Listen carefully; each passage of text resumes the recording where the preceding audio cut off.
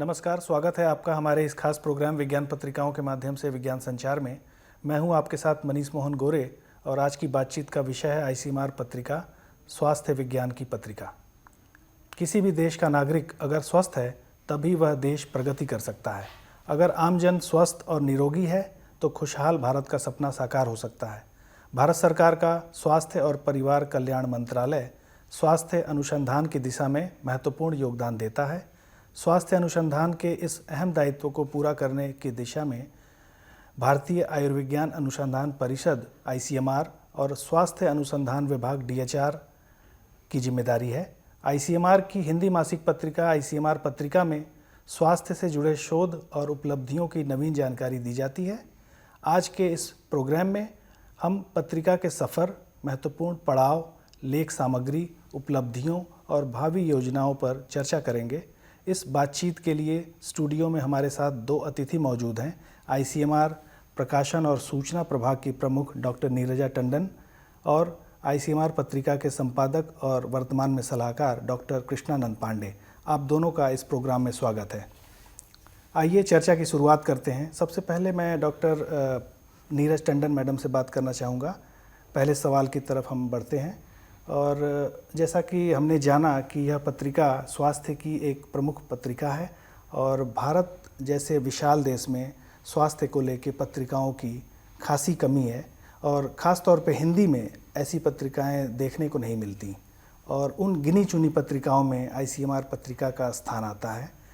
ऐसे में 1986 में यह पत्रिका शुरू हुई और इसने काफ़ी लंबा सफ़र, लगभग 32 साल का सफ़र तय किया अपने पूरे इस इतिहास के दौरान। तो हम जानना चाहेंगे कि इस पत्रिका में कौन कौन से पड़ाव आए और इसकी पत्रिका को शुरू करने को लेके क्या सोच रही। जैसे कि आप जानते ही हैं कि भारतवर्ष में 70% से ज़्यादा व्यक्ति हिंदी भाषी हैं या स्थानीय भाषा को ही जानते हैं। ये ज़्यादातर लोग जो होते हैं ये ग्रामीण क्षेत्रों से आते हैं और उनका अंग्रेज़ी को समझना बहुत ही मुश्किल साबित होता है। इसी कारणवश भारतीय आयुर्विज्ञान अनुसंधान परिषद, जो कि भारत सरकार के स्वास्थ्य एवं कल्याण मिनिस्ट्री के नीचे एक प्रमुख संस्थान है जो शोध करता है, आईसीएमआर हेडक्वार्टर्स और उसके 26 संस्थान जो हैं डिफरेंट इश्यूज़ पर, डिफरेंट डिजीज़ और रोगों के उपचार, उनके नियंत्रण और उनके रिसर्च परिणाम जो भी हैं उनको इस पत्रिका द्वारा हम जन सामान्य के लिए हम लिखते हैं इन पत्रिकाओं में, ताकि कॉमन मैन समझ सके कि क्या रिसर्च एक्टिविटीज़ चल रही हैं आईसीएमआर के अंदर और उनके 26 संस्थानों के अंदर। ये पत्रिका का श्रेय मैं अपने पूर्व महानिदेशक डॉक्टर जीवी सत्यवती को देना चाहती हूँ, जिन्होंने अपनी सोच के अनुसार उन्होंने ये जाना कि हिंदी की पत्रिका का आना कॉमन मैन के लिए, उनको साइंटिफिक नॉलेज के बारे में जानने के लिए बहुत ही आवश्यक है। इसी वजह से 1986 में ये त्रैमासिक पत्रिका थी जो 3 महीने में एक बार निकाली जाती थी और फिर उसके बाद 1990 में ये द्विमासिक हो गई, 2 महीने में एक बार आती थी और 91 के बाद ये मासिक पत्रिका आने लगे और नियमित रूप से ये मासिक पत्रिका आ रही है।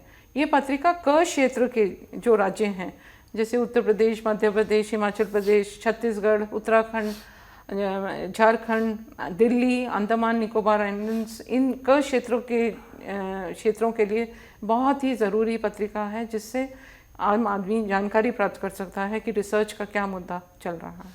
अच्छी जानकारी दी डॉक्टर टंडन आपने मैडम। स्वास्थ्य को लेके जो आपने बताया कि ज़्यादातर शोध और अनुसंधान अंग्रेजी भाषा में होते हैं और हिंदी जैसी भाषा उपेक्षित रह जाती है। वहाँ के लोग और उसको जानने वाले जो एक बड़ा समुदाय है वो इस भाषा में स्वास्थ्य की जो भी अनुसंधान हो रहे हैं भारत देश में उसको जानने से वंचित रह जाता है। तो इस दिशा में यह पत्रिका काफ़ी महत्वपूर्ण भूमिका निभा रही है। और डॉक्टर पांडे जी, आपसे हम जानना चाहेंगे कि आप काफ़ी लंबे समय से, लगभग जब ये पत्रिका आरंभ हुई, लगभग तभी से आप इस पत्रिका के साथ जुड़े रहे और इसके संपादक रहे। तो हम जानना चाहेंगे कि इस पत्रिका में संपादक मंडल की क्या क्या भूमिका रही और स्वास्थ्य से जुड़ी जो सामग्रियां थीं उसको किस तरीके से पत्रिका में लेके आया गया, उस बारे में कुछ आप हमारे दर्शकों को बताएं। जैसा कि आपने बताया, ये आईसीएमआर पत्रिका हमारे आईसीएमआर की इन हाउस बुलेटिन है। इसकी शुरुआत जैसा कि मैडम ने बताया कि जुलाई 86 में हुई थी। तब हमारे यहाँ से आईसीएमआर बुलेटिन एक इंग्लिश पत्रिका निकलती थी, उसका हिंदी वर्जन निकाला गया आईसीएमआर पत्रिका। उसमें आईसीएमआर बुलेटिन के ही जो आर्टिकल हुआ करते थे वो अनुवाद के रूप में, ताकि आम लोगों को हमारे आईसीएमआर की उपलब्धियाँ जो बुलेटिन में छपती हैं, प्रकाशित होती हैं, वो जन सामान्य तक पहुँच सके। हमारे पूर्व महानिदेशक महोदया, जैसा कि मैडम ने बताया, डॉक्टर जीवी सत्यवती का उनकी परिकल्पना थी कि इसको त्रैमासिक नहीं, इसको मासिक ला करके किया जाए। तो जनवरी 90 से द्वैमासिक किया, फिर 91 से। अब हमारे इसमें जैसा कि आपने कहा कि इसमें क्या क्या सामग्री एकत्रित की जाती है, तो मेन हमारा आर्टिकल एक होता है जो कि शोध पर आधारित आर्टिकल होता है, लेख होता है, और हम अपने जन सामान्य को उस शोध आर्टिकल को, जो कि कभी कभी हमारे वैज्ञानिक गण इंग्लिश में लिखते हैं तो उनके सामने चुनौतियां होती हैं, वो हिंदी में लिख नहीं पाते हैं। हिंदी में इंग्लिश में हमें आर्टिकल मिले तो हम उसका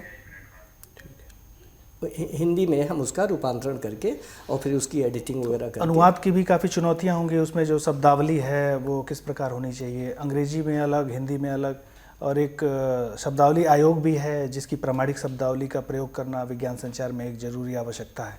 जैसा कि आपने कहा कि हमारा आईसीएमआर पत्रिका के अधिकांश लेख अनुवाद पर ही आधारित हैं, क्योंकि वैज्ञानिक लोगों के सामने हिंदी लिखना बहुत ही मुश्किल और चुनौतीपूर्ण कार्य है। फिर भी ये पत्रिका उस दिशा में हिंदी को लेके अंग्रेजी का बहुत ही सारगर्भित हिंदी लाके सार्थक हिंदी में स्वास्थ्य से जुड़ी शब्दावलियों के साथ और उसके कंटेंट के साथ आगे बढ़ी। बहुत अच्छी जानकारी आपने दी।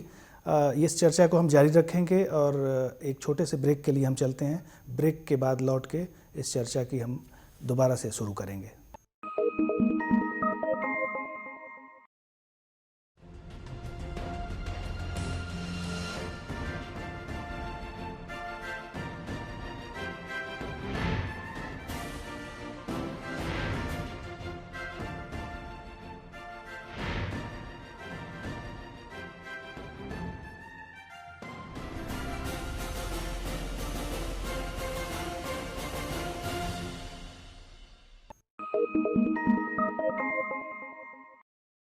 ब्रेक के बाद आप सबका स्वागत है। हमारी बातचीत चल रही थी कि स्वास्थ्य अनुसंधान की हिंदी की मासिक पत्रिका आईसीएमआर पत्रिका में किस प्रकार की सामग्री आती है और इसके संपादन और अनुवाद को लेके कैसे कैसे प्रयास किए जाते हैं। हम अब अगले सवाल की तरफ डॉक्टर नीरज मैडम से बात करेंगे कि इस पत्रिका में जो लेख लिए जाते हैं और जो रचनाएं तैयार की जाती हैं उसको किस तरीके से तैयार किया जाता है। तो मैं आपको उदाहरण के लिए आपको एक दिखाना चाहती हूँ। ये देखिए आईसीएमआर की पत्रिका है, इसमें एक मेन आर्टिकल होता है, वो थीम बेस्ड आर्टिकल होता है। जैसे इस इशू में भारत में कैंसर की स्थिति के बारे में पूरा लेख लिखा गया है, कैंसर के कारण मौतें और उसके बारे में, और भारत में कैंसर की स्थिति के बारे में एक डिटेल लेख लिखा गया है। तो ये थीम बेस्ड लेख है। इसमें कैंसर के विषय में जो हमारा इंस्टीट्यूट शोध कर रहा है उसके विषय में दर्शकों को पूरी जानकारी दी गई है।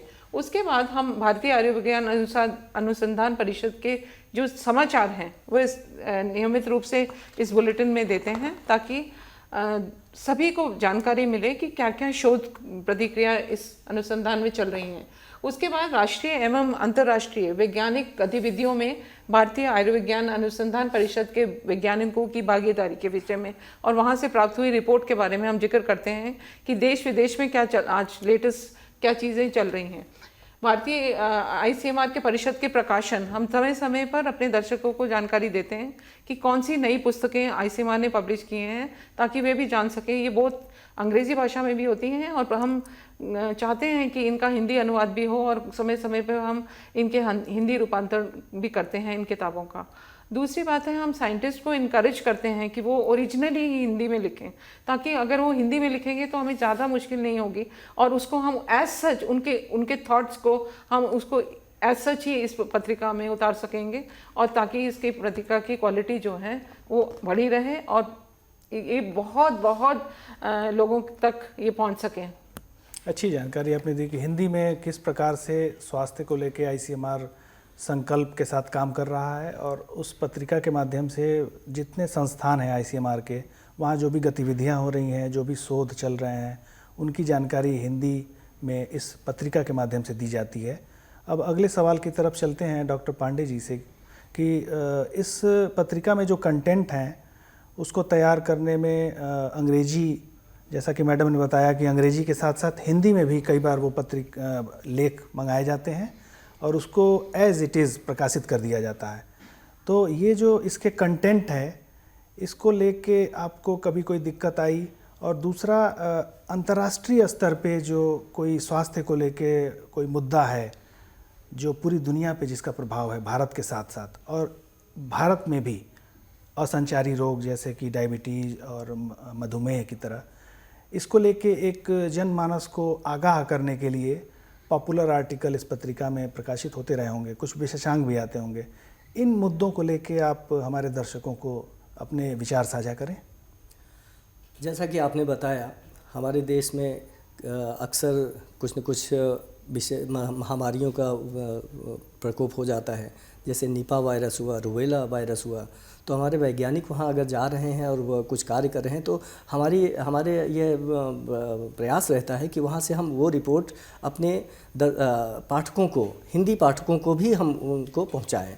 तो हमारे संस्थानों में विशेष एक्टिविटीज़, गतिविधियाँ आयोजित की जाती हैं। जैसे उनका सेंटेनरी सेलिब्रेशन हुआ, या किसी हमारे आईसीएमआर के जो 26 इंस्टीट्यूट्स हैं, कोई इंस्टीट्यूट अपने कुछ विशेष आयोजन करते हैं, उन सब पर भी हम आधारित आर्टिकल तैयार करते हैं।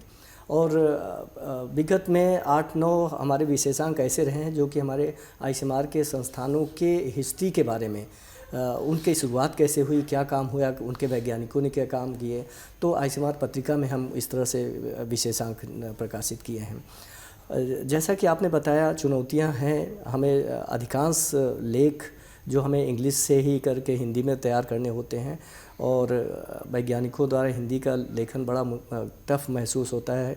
तो उसमें हमारा पूरा प्रयास होता है कि हम उसको सरल भाषा में उसको अनुवाद करें।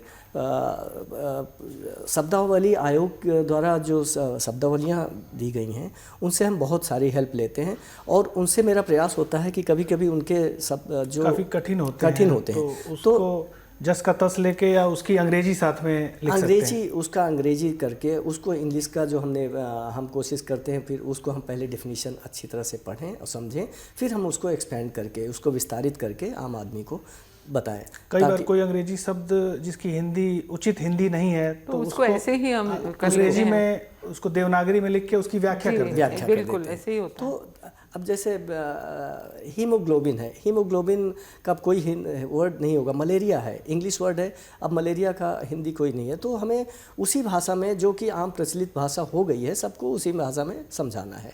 वैक्सीन है, वैक्सीन विकास होता है, अब वैक्सीन का हम वैक्सीन भी यूज़ करते हैं, टीकाकरण भी यूज़ करते हैं। तो हम कुछ ऐसा ऐसा सामान्य शब्दों का प्रयोग करके जो आम आदमी समझ सके, और वो अच्छी तरह से हमारी शोध कार्यों को, स्वास्थ्य विज्ञान के क्षेत्र में जो भी प्रगति हुई है, हम आईसीएमआर के जो वैज्ञानिकों द्वारा गतिविधियां हैं, आम आदमी तक पहुँचाएं। आम आदमी तक संचार बखूबी हो और प्रभावी तरीके से हो। अब अगले सवाल की तरफ चलते हैं मैडम। जैसा कि हम जानते हैं, स्वास्थ्य अनुसंधान का और स्वास्थ्य का हमारे जीवन और विकास से सीधा संबंध होता है। तो स्वास्थ्य और विकास के रिश्ते को और उसके अंतर संबंध को बताते हुए यह पत्रिका आपको कितनी खरी उतरती नज़र आती है, जिसके माध्यम से स्वास्थ्य और विकास का लक्ष्य बखूबी पूरा होता हुआ आपको दिखता है? तो आप जैसे कह रहे हैं, बिल्कुल सही बात है। ये पत्रिका काफ़ी हद तक स्वास्थ्य और विकास के विषय में फोकस करती है। जैसे कि आपको पता है कि देश में आज मानसिक रोगों का टॉप मोस्ट जो रोग हैं इस कंट्री में according to global disease burden, वो मानसिक रोग ही हैं। दूसरे नंबर पर हृदय रोग आते हैं और तीसरे नंबर पर इन्वायरमेंटल प्रदूषण के लिए रोग आते हैं। इन सब चीज़ों को देखकर जो ग्लोबल डिजीज़ बर्डन है उसके हिसाब से हम काफ़ी हद तक लेखों को चूज़ करते हैं ताकि हम बता सकें लोगों को कि ये डिजीज़ बर्डन जो है कंट्री जो है भारत में प्रचलित हैं और इन्हीं रोगों की वजह से ही हम उनको जानकारी देते हैं कि आज मानसिक रोग जो हैं, अल्जाइमर्स हो, पार्किंसंस हो, डिप्रेशन हो, साइकेट्रिक डिसऑर्डर्स हो, न्यूरो डिजेनरेटिव डिजीजेस हो, इन्हीं पे हम काफ़ी हद तक अपना फोकस रखना चाहेंगे क्योंकि बहुत सारे लोग दौड़ भाग में प्रभावित हैं। तो ऐसे ही दूसरे नंबर पर हृदय रोग भी आते हैं और मैटरनल एंड चाइल्ड हेल्थ जो एक और मुद्दा है उस पर भी हम काफ़ी बारी लेख लिख चुके हैं। तो हमारा फोकस यही रहता है कि हम इन मुद्दों को कॉमन मैन तक ले जाएं और उन्हें बताएं कि कैसे स्वास्थ्य को लेकर जो वर्तमान चुनौतियां हैं उस पर भी ध्यान दिया जाता है। जी बिल्कुल, अच्छी जानकारी आपने दी। और दूसरी बात आती है कि ये पत्रिका 32 सालों से प्रकाशित हो रही है और कई उतार चढ़ाव देखे गए इस पत्रिका में। शुरू में ये ब्लैक एंड वाइट आती थी, उसके बाद ये 4 कलर आने लगी और इसकी सामग्री में भी कुछ अपग्रेडेशन हुए होंगे। पहले थोड़े से आते होंगे, अभी ये काफ़ी विविधता के साथ कई तरह के का इसमें स्तंभ जोड़े गए होंगे। इस बारे में डॉक्टर पांडे जी से हमारे दर्शक जानना चाहेंगे। ये जैसा कि बताया आपको कि मेन एक आर्टिकल तो होता ही है और हमारी जो विविध गतिविधियां होती हैं उनको हम विस्तृत रिपोर्ट हम आम दर्शकों तक प्रकाशित करते हैं, पहुंचाते हैं इसके माध्यम से। और सन 2008 से पहले ये इसका रेड कलर में छपता था और ब्लैक एंड वाइट। फिर 2008 से ये कलर में किया गया और सारे फोटोग्राफ्स कलर में प्रकाशित किए जाने लगे। तो इस तरह का भी परिवर्तन आया है और इसका श्रेय हमारे पूर्व महानिदेशक डॉक्टर कटोच साहब को जाता है कि इन्होंने हिंदी के इतने महत्व को दिया और इसको कलरफुल पत्रिका लाने के लिए उन्होंने किया। और इस चर्चा को जारी रखेंगे और एक ब्रेक के लिए हम चलेंगे और ब्रेक से लौटने के बाद आगे के सवालों पे हम बातचीत करेंगे।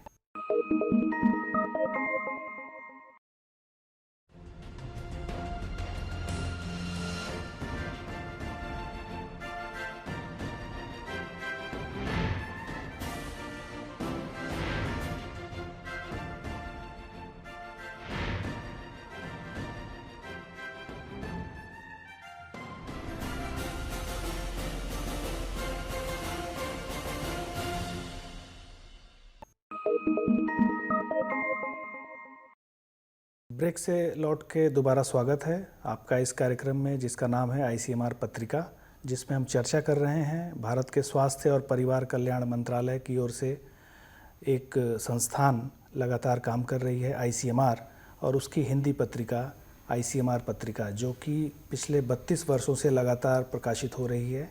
भारत में स्वास्थ्य को लेकर जो अनुसंधान चल रहे हैं पूरे देश के अंदर, उसको इस पत्रिका में प्रमुख स्थान दिया जाता है। अब अगले सवाल की तरफ हम मैडम डॉक्टर नीरज टंडन से बात करेंगे कि इस पत्रिका को पूरे देश में कई सम्मान दिए गए हैं। चूँकि ये स्वास्थ्य को लेके एक प्रमुख पत्रिका है और स्वास्थ्य पे जैसा कि पहले चर्चा हुई कि पत्रिकाओं की काफ़ी कमी है और हिंदी में तो और भी कमी है।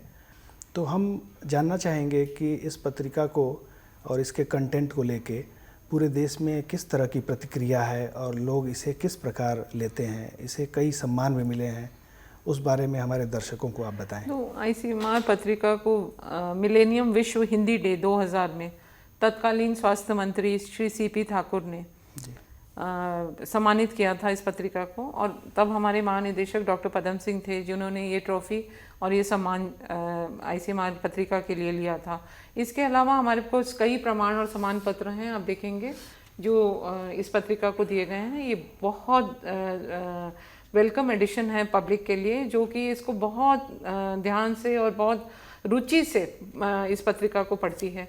और ये पत्रिका जो है कॉमन मैन को, वो लोग वेट करते हैं इस पत्रिका के लिए कि अगले अंक में कौन सा थीम आर्टिकल आएगा। उस पर भी हमें कई बारी इंक्वायर करते हैं वो लोग कि अगले थीम में आप किस चिट्ठियाँ भेजते होंगे, ईमेल करते होंगे। और इस पत्रिका को कई बार देखा गया है कि देश की जो प्रतिष्ठित पत्रिकाएं हैं और समाचार पत्र हैं वो भी जैसे का तैसा इसको पूरे प्रमाण के साथ, क्योंकि ये भारत सरकार के स्वास्थ्य और परिवार कल्याण मंत्रालय की पत्रिका है और आईसीएमआर जैसी संस्था इसको प्रकाशित करती है, इसलिए इसका महत्व और प्रामाणिकता बढ़ जाती है। तो इसे किस तरीके से दूसरी पत्रिकाएं स्वागत करती हैं डॉक्टर पांडे? जैसा आपने बताया कि आईसीएमआर पत्रिका के लेख हमारे लेख ज्यों के त्यों स्वास्थ्य महानिदेशालय की तरफ से central health education bureau CHEB से एक आरोग्य संदेश पत्रिका प्रकाशित होती थी।